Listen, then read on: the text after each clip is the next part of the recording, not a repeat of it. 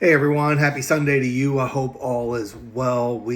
I know I've been saying this, it feels like every week, but we're really on the last quarter of this course just about after this week, right? So, yeah, keep grinding. You guys are doing a wonderful job. I really, you know, I always hope for a bigger group. I think we learn more from each other that way, but this has been an amazing small group. You guys are really doing great work, and I mean that. I'm not here just to say that. So that said, I wrote a couple notes down about some of your DBs. This week's DB was really good. On Many of you focused on the relapse, right? Quote relapse, as relapse and other problems encountered in treatment. I shared a little bit with you last time about my experience with treatment. I've got a lot of it. Still work with treatment centers very closely, and I'm an advocate for treatment. I'm a pro treatment guy.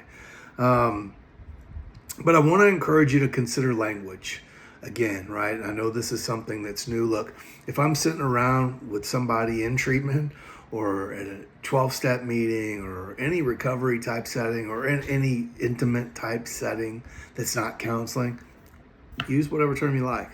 Hey man, I relapsed enough times to, I used to tell the story. I'll tell you that story here in a second, but consider, return to use as an alternative language.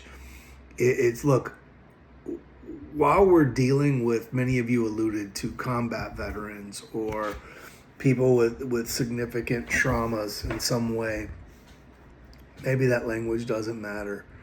But what if it can? What if it gives them just enough to turn that thought around so that they can stay motivated to do it? If I start throwing terms like alcoholic around, I can't tell you over the years the number of people that I've seen who just relief washes over them when I'm like, I'm not here to label you like that, right? But just consider return to use. Look, either you used or you didn't. You drank or you didn't. Relapse just comes with this negative connotation. And so several of you pointed to old habits. And I like that you guys pointed that out because that's very easy. You've heard the statement, the relapse happens before the relapse, right? Long before in many cases. I think that's true in a lot of cases. Not every case, but I think a lot of cases.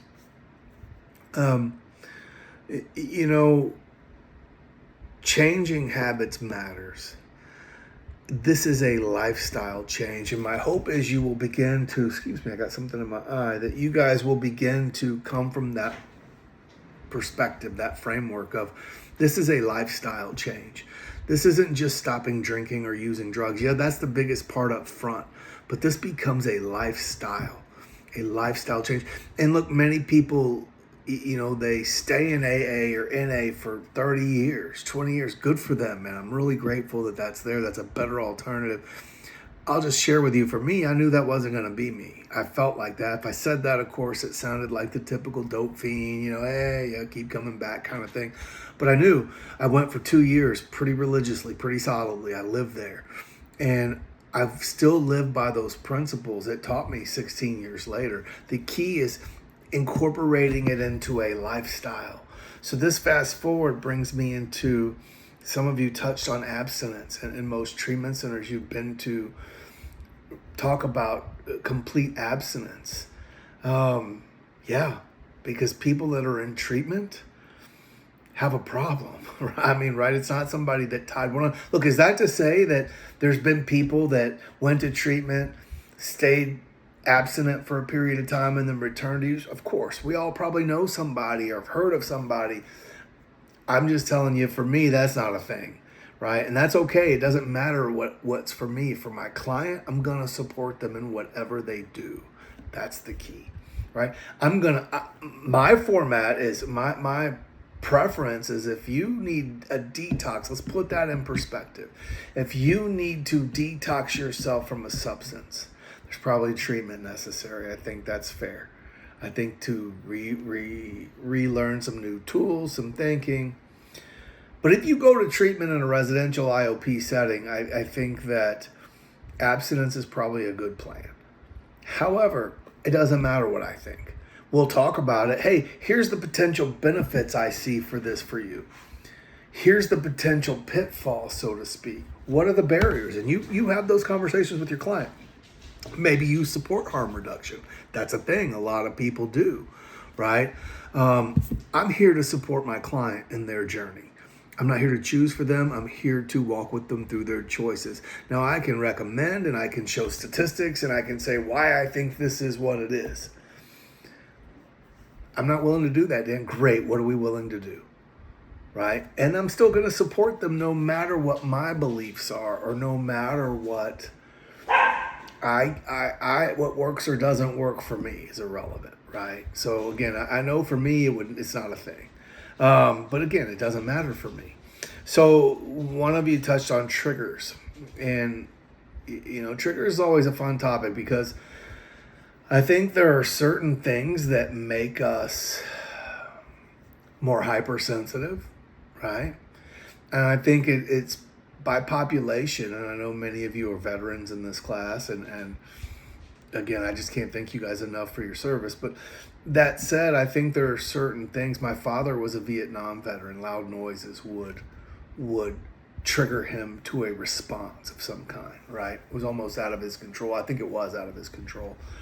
And I think if somebody's been abused at a particular time, for X amount of time, I think at that time that can be, the body has a visceral reaction, right? But as far as substance use, there situations and scenarios that, again, make us more hypersensitive? Absolutely. I don't really buy into the trigger thing because I think that we'll create a trigger.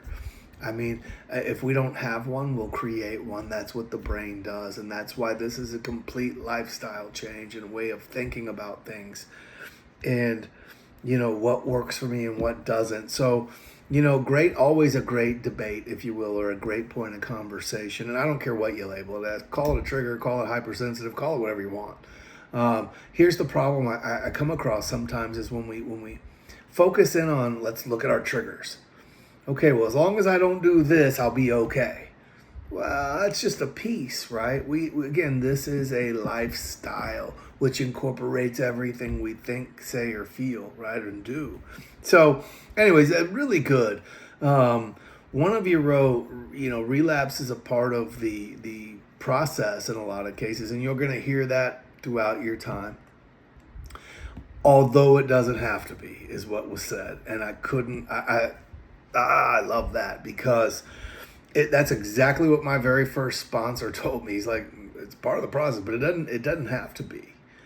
Because when we say those things, I know people mean well, and it's not necessarily untrue for a lot of us. But how does that encouraging? How is that strength based? I know people are trying to encourage in that scenario and say, don't beat yourself up. It happens. Right. But it doesn't have to. If I'm hearing that from the jump, I hear a lot of people say, well, what chance do I have, man, if this is always going to happen? Which brings me back to the value of treatment. We discussed this before, right? I think there's great value in inpatient treatment. Many of you, several of you wrote, about your experiences in inpatient treatment on multiple occasions. I don't care if it's 10, 15, 2, 1, 3. I saw people come and go. It takes what it takes. The value for me of an inpatient treatment center, hands down, the process groups are wonderful in most cases. But once you've done the education, this education overall. It's not new, right, necessarily, but it's the structured environment away from the substance itself. And there's great value in that because left alone and you get in that tug of war of will, won't, can, can't, should, shouldn't, am not, I lose that more than I win it. No matter my intention. I can wake up that day and say, today's the day, man. Not doing it. Only to be doing it later, right? Whether it's an hour, a day, a couple hours, whatever it is. So I think that's a value. And you never know, and I know you guys know this, that all it takes is one connection. One, without being too cheesy here, but the stars to align, and I'm at a place where I needed to hear something. Look, in my office, I think I've shared this before, I'm not sure, but I feel like I have, that I'll be working with somebody on something, a concept, a thought, whatever, for weeks on end. And they'll just be like, I'm not getting it. I don't, doesn't, whatever. And then they'll come in my office and be like, bro, I saw this meme on social media and it changed my life. I'm like, you don't say. And of course, it's exactly what we've been talking about. So it doesn't matter where it comes from. You may hear it 20 times and then on the 21st hear what from an unlikely source, right, that resonates with you.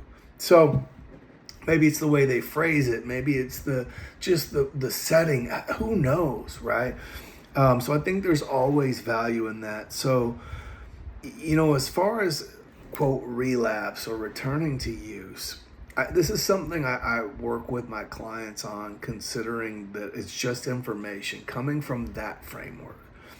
We're very quick to label things good or bad. And I mean everything, not just substance use or recovery or whatever, everything. We're so quick to label it good or bad. What if it's just information? What am I going to do with the information I have? And I'll tell you where two things help me develop this kind of logic here. I may have shared this with you too. Forgive me if I have, but there's a basketball player named Dwayne Wade, played for the Miami Heat. Great player, great dude. For everything I know about him, not like we're buddies, but yeah. Anyway, good dude overall. That's what I gather.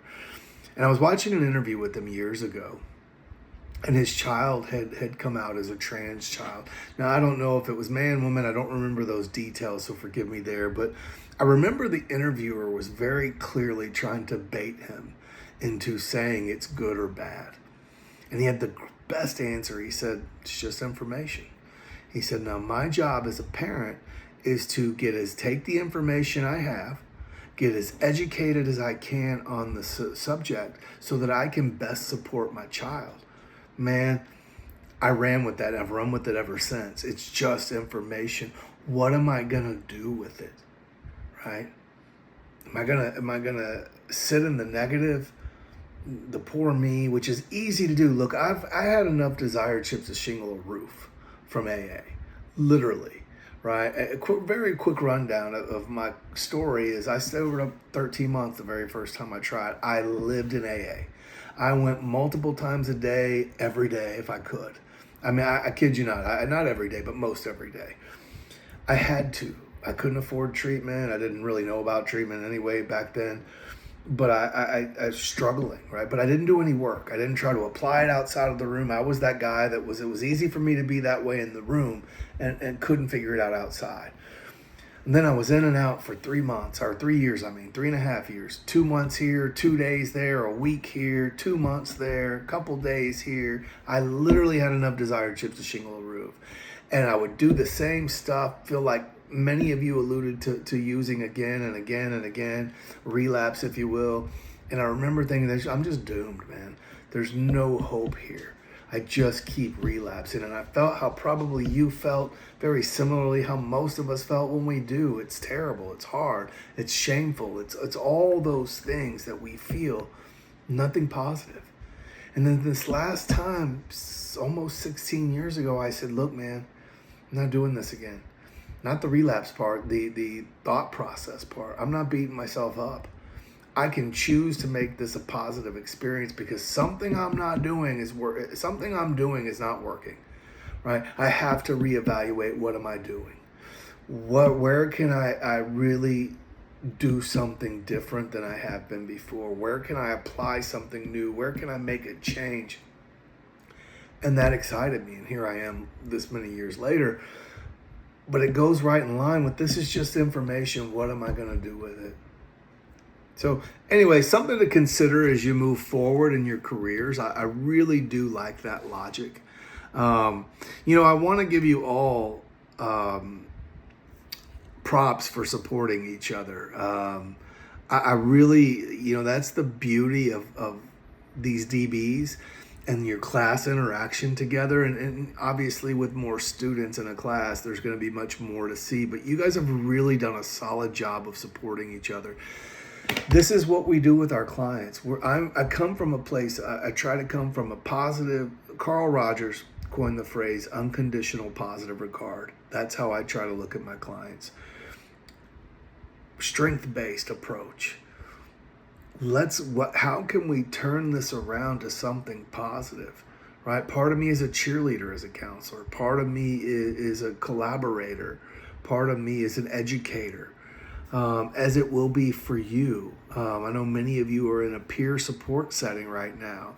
And that's wonderful. That's a great piece. I think you're going to make great clinicians. I really do. Guys, I really enjoyed these DBs more than any other, I think, this year, this semester. So as we move on this week, we have our last meeting to attend. And as I've said from the beginning, my hope is you will attend whichever one you don't attend or haven't attended. I hope you find some time or make some time to attend at least one or two. So this week you have a choice of Celebrate Recovery, which is a Christian 12-step program, or Refuge or Recovery Dharma. Those two are basically the same. They run on Buddhist principles. All are fantastic, as I've said from the beginning. I hope you really, whichever one you choose, I hope you really do take time and go to the other one at some point.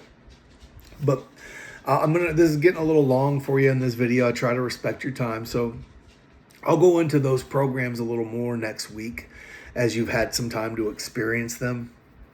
And then, as you know, your DB will be just next week, will be a summary. So you have a pretty easy week, and then you follow by an Easter break. And then we're literally down to 2 assignments, man. So you got this paper, you got the DB, quiz, paper, done. It really is cruising. So guys, have a great week. I look forward to reading about your experiences at whichever meeting you choose. Again, wonderful job, not just on the DB, but just this whole class in general. And as always, if you need any help or just want to chop it up about this field of study or work, hit me up. Guys, have a great week.